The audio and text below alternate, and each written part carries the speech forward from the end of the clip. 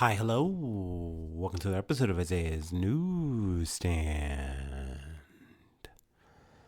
It's your host, Isaiah Edwards. The date is April the 19th, 2025. Hopefully, this episode finds you well, in good spirits, and high hopes. As for me, I'm doing pretty good. Saturday's been going well so far. Got up at a pretty decent hour. Went to the gym. Gym went well. I will say my ankle is still acting up. Wasn't able to really go as hard as I wanted to on my cardio. Kind of do a little bit more walking. But overall, solid session. Just maybe have to take it a little bit easier till that, gets back to 100%. But yeah, overall, last night was good.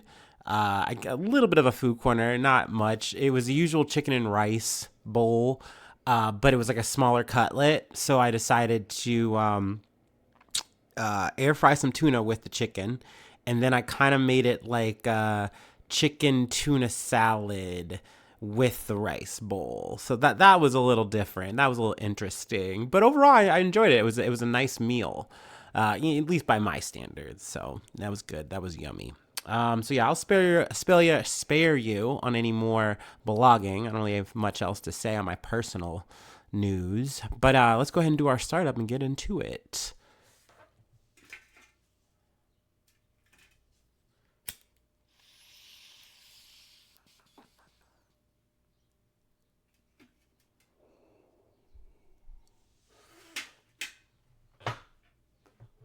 Ooh-wee.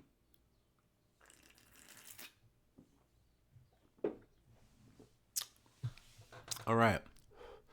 From the BBC, Putin announces Easter truce in Ukraine until end of Sunday. Russian President Vladimir Putin announces an Easter truce in Ukraine. However, it's unclear if Kyiv has agreed to the proposal. I believe that they have. But Putin says there will be a temporary end to hostilities from 1600 BST today until 2200 BST tomorrow. The Russian leader says he expects Ukraine to follow the truce, but Russian troops are ready to repel any violations.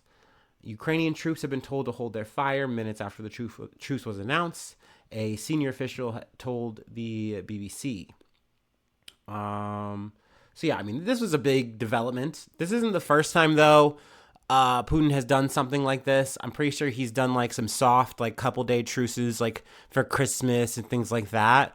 But I mean, it's relevant. It's a pausing in hostilities. It's a reduction of conflict. Moving into the next story from ABC News, Russia and Ukraine swap hundreds of prisoners in the war's largest exchange. So it's also a time for them to potentially do stuff like this. Russia and Ukraine said Saturday they each swapped hundreds of prisoners in the latest exchange since the Russian full-scale invasion started over 3 years ago.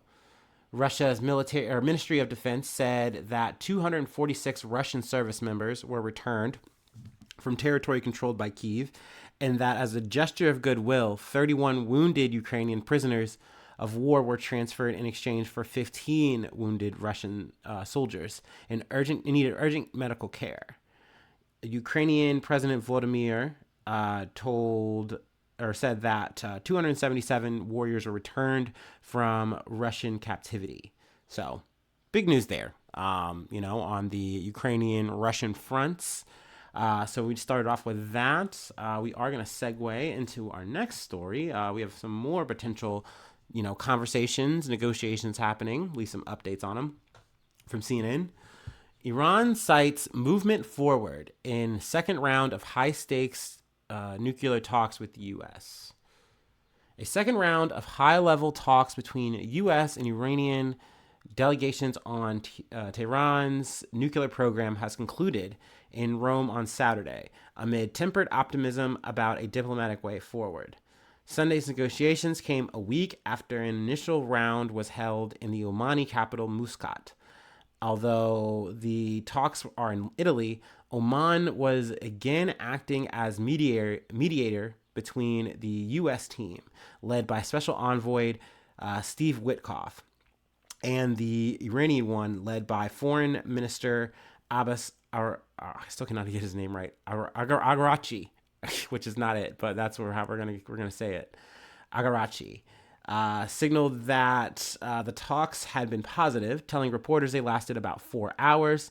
I can say that there is movement forward. We've reached better understanding and agreement on some principles and goals in these Rome negotiations. A third round of talks will be held next Saturday, according to Iran's foreign ministry spokesperson. Oman's foreign ministry confirmed that the meeting would take place in Muscat.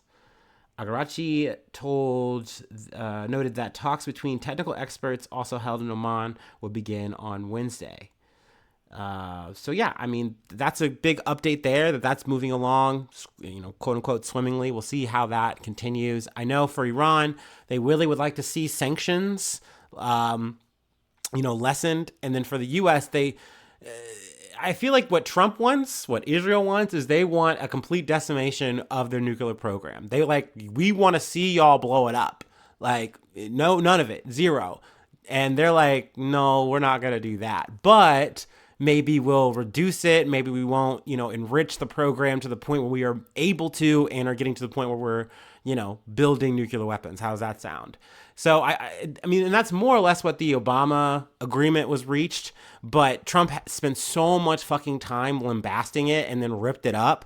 And now he's kind of like, well, maybe that I can't actually make them just completely stop. But I gotta get some kind of thing that looks like that Obama deal, but I can somehow swing it so that it's quote unquote my deal, but better. Oops, sorry, I hit the mic. So I mean, we'll see if they can get that sweet spot, that Goldilocks, mixture. Of course, Israel is big mad about this because they have one track on this. They're like, we want to see that blown up. This is one of our biggest adversaries. We want to see them at zero capacity to do anything against us. So, I mean, we'll see how that goes. Also, just kind of stringing some things together from, past episode, the attacks on Yemen.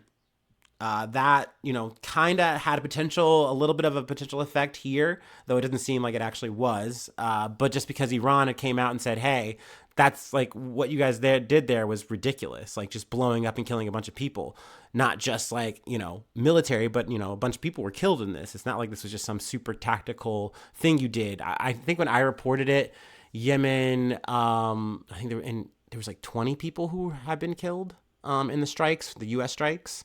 So, I mean, I think that number has only gone up. Once again, that's the, quote unquote, stop and curb Houthi aggression. I also believe that Yemen did fire a missile back, or the Houthis did. But that being said, that could have bled into talks here, and it doesn't seem like it did. So I guess in that regard, it's a silver lining. It's a good thing there that things have not escalated, and it seems that, quote unquote, yet again, things are moving forward. All right, so that's that. Let's go ahead and move on to our next story, our last story, actually, from Axios. But before we dive in, let's go ahead and take our last break. How's that sound? Hopefully good.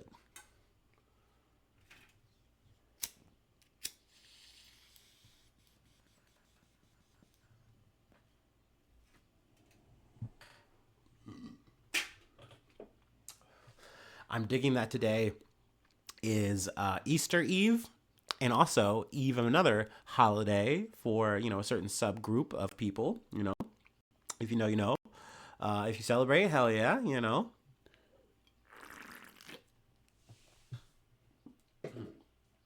So I'm banking on tonight and tomorrow being a good day. Anyway. Supreme Court halts Venezuelan migrant deportations under Alien Enemies Act. The Supreme Court, working after midnight, blocked the deportation of more detained Venezuelan migrants under a 1798 wartime law, the Alien Enemies Act, on Saturday. President Trump's administration is trying to deport the migrants held at Texas's Bluebonnet Detention Center, in keeping with the president's campaign promise of mass deportations. The American Civil Liberties Union Foundation appealed a lower court's order to the Supreme Court Friday night, arguing that the government failed to give members of the proposed class a realistic opportunity to contest their removal under the AEA. The Supreme Court ordered the government not to deport the migrants until further order of the court. Justices Clarence Thomas and Samuel Alito dissented. So, I mean, we'll see if this is yet again one of those walls that the Trump administration is finally hitting. And if that's the case, are they going to abide? Are they going to slow down? Are they going to work around it? We'll see. I personally don't know. This administration is, if it's one thing, it's going to keep you on your toes. You do not know what these motherfuckers are going to do. They could just be like, fuck the law. We are the law. We're the executive branch and we're the only one that matters. I mean, they've pulled that rank more or less, time and time again. So, I mean, we will see. We will see how things go. But yeah, that is it for today. A little bit of a shorter, a little bit of a sweeter episode. If you'd like to help out, support the effort, I do have a Patreon, patreon.com/IsaiahNews. Become a newsie today. Free ways to hit me up, IsaiahNews1@gmail.com. Feel free to follow me or the podcast on any of the socials. Subscribe to the YouTube. That's a free way to help out. Leave a like, leave a comment. Sharing is caring. Really appreciate all of that. But I really appreciate most is just the fact that you hang out and you listen. That really means the world to me. Thank you. Thank you so much. So thank you so much for tuning in. Thank you for being a friend. And hopefully I see you soon for some more good news. I love ya. Bye-bye. Mwah.